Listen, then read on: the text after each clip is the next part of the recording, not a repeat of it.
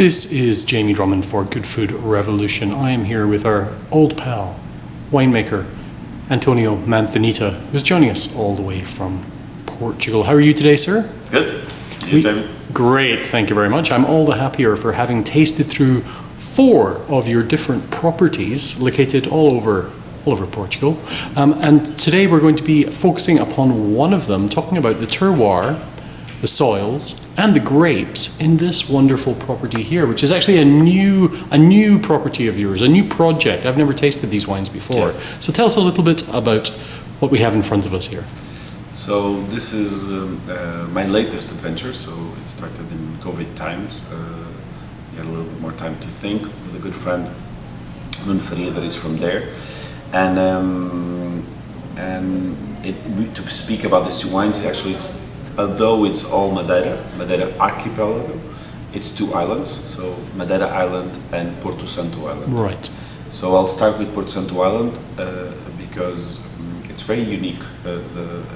Think of Madeira Island just in population, 300,000 people, and Porto Santo Island, 3,000 people, so it's 100 times less.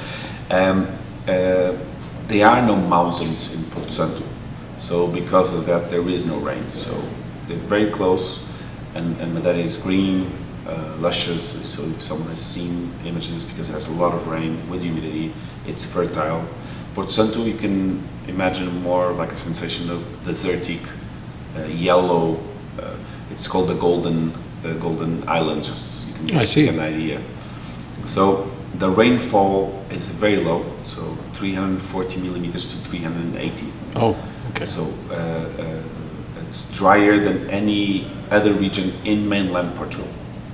So the challenge here is that lack of rain, and to counterbalance that challenge, the island, because it's older than the others, it's 14 million years old, so it's an old island, has managed to pile aeolonites, so they are wind limestone soils. Right.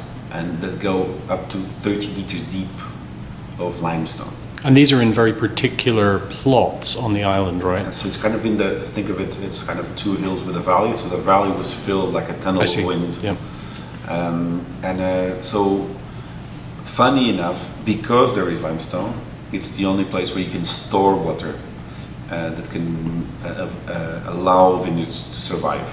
And vineyards have been planted here historically, so you're going into and utilizing really quite old vineyards. Yeah, so there's enough writings from 1580 saying that the entire vineyard is vineyards, or the beach plus the center. And so it's been always attached to the Madeira wine industry. Little by little it became less useful. So it was very important to kind of ripen, so to speak, the grapes of Madeira, but with fortification it became less and less important in the game. And so today we're reduced to 15 hectares, and there's 10 of this grape Caracol and 5 of Listrau.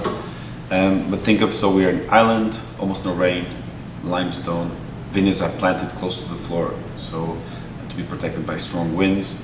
The grapes are from the Listrau, Listan Blanc, Palomino family. So you have Listrau and Caracol, pretty neutral in terms of aromatics, but it's grapes that really show where they come from. So here you're pure limestone. pHs of the soil are between 8.5 and 9, so very high pH for the vineyards. And what you feel with this wine, you really feel this place. So I've started 2020 was my first vintage, and we're really happy with what's coming also in the future, because we're mastering it little by little, the plots. So I've managed now to do 22 different vinifications from different plots of different people, and hopefully there will be more future for Porto Santo abandoned vineyards. Superb. And the red, I'm very charmed by lighter red styles, and this was really quite a delightful wine. So tell us a little bit about the Tinta Negra and the terroir that comes from. So we're now back to Madeira Island, and in Madeira Island you're in pure lithos soils, so there's pure volcanic soils. They're acid soils, so the opposite in terms of Yes. what we were doing in Porto Santo. Very rich in potassium, and you're always going to get this saltiness in the palate. The method is latada, so it's the method that you can go under the vineyard, so it's kind of a pergola type of method of trellising. Right. Vineyards here on the 40 years old, and grape Tinta Negra. Tinta Negra is 80% of the grapes in Madeira, so it's normally used for Madeira wine, kind of to do the base of Madeira wine, so to speak, but harvested between 9 and 10 alcohol. That's enough for Madeira wine. And I wanted to give it a go on a red, because I've worked with this grape with another name, Saborinho in Azores. Yes, yes. And I had beautiful wine. This has good genetics, so it's a half sibling of Trousseau. And I wanted to give it a go, and we did it. And bit of a sandwich method, crushed whole bunch, crushed, long extractions, 40 days, and the result is really exciting. Yes. The nose is very original, very unique, and I think when I'm looking for terroir, I'm looking exactly for that, for something you smell, and I haven't had this, so I think there is that effect. Very light in color, because it's a grape that is very light in color, but beautiful texture, and let's not forget the acid, because there's beautiful freshness on this wine. Absolutely delightful wine, both of them, but the red in particular I found so charming. Thank you very much for sharing them with us today and giving us a 101 on this new project of yours in Madeira. Cool, thank you, Jim.